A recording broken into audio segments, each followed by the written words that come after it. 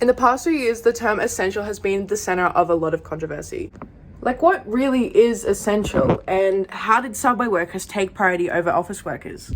Now, don't get me wrong, I love a furlong as much as the next person, but I really don't. It got a bit out of hand. I digress. I think you can cut the term down into 3 key groups. I call these the 3 Fs. Let's get into it. I feel like there's a cruel kind of irony in having the first F as friends, because COVID took a really good swing at that. But in that absence, I've found out that friendship is really the most essential F you can have. A post-COVID world with friends is just a bit strange in itself, but having them back and making new ones after moving to the city is just a liberating experience. And honestly, I don't think I could say I've ever been happier. That sounds so bad, but our second F is very self-explanatory. You gotta eat. You know, you get sad, eat some food, life gets slightly better. You need to eat to live. I didn't need to explain this. Our final F, you can read. This encompasses whatever you want it to. I think 3 is a good number. Do with that information as you wish. I actually won't be taking any further questions with that one. How do university students learn the best? To me. We're just... Due to having no good footage, I'll just voice over. But we basically agreed that we learn best by making mistakes and learning from others and doing.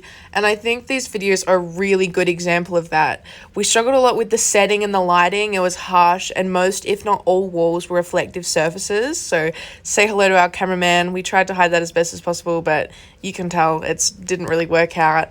We also had no real plan. We had some dot points of what we were going to speak about, but with 4 minds rolling, it was a real struggle to keep on track and not laugh at ourselves during the process.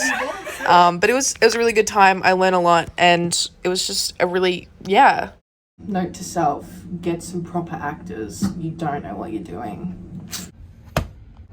This week's reading by Cal Newport was not only severely educational, but definitely a wake-up call that I needed to hear. For as long as I can remember, my mom's always told me passion comes before everything else. If you don't know how to do something, put your heart and soul into it and it'll all work out in the end.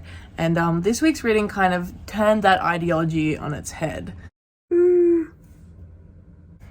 A quote from this week's reading that's really stuck out to me is that career paths are idiosyncratic, meaning they often rely on unusual circumstances and lucky breaks early in life, which has kind of highlighted how rigged the entire game is. You get lucky or you go home. There's something to be said about the way the author breaks down the different mindsets, and instead of asking how questions, he asks why questions, which in my mind helps me unpack the content just a little bit easier.